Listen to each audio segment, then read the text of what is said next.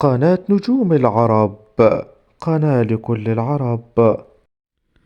أثارت النجمة المصرية ياسمين عبد العزيز جدلا كبيرا، وذلك عندما فاجأت جمهورها الكبير وظهرت في أحدث ظهور لها بقميص نوم أسود مثير وجريء جدا من داخل غرفة نومها، حيث حرصت ياسمين على نشر صورة جديدة لها ظهرت فيها بإطلالة وصفها الكثيرون بأنها جريئة جدا. ويبدو أن ياسمين عبد العزيز أصبحت في الآونة الأخيرة تعتمد على تلك الملابس وتلك الإطلالات الجريئة، ولكنها المرة الأولى التي تظهر فيها بقميص نوم أسود من غرفة النوم الخاصة بها.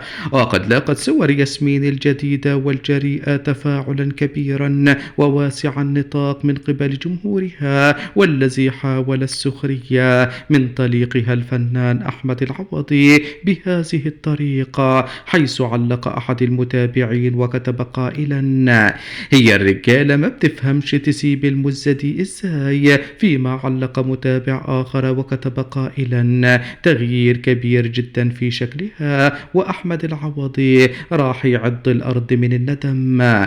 فيما علق متابع آخر وكتب قائلا: ياسمين كده أحمد العوضي هيتعب كده. وكتب آخر: والعوضي زمانه بيشد في شنبه شوية شوية، عليه وعلينا يا وحش الكون.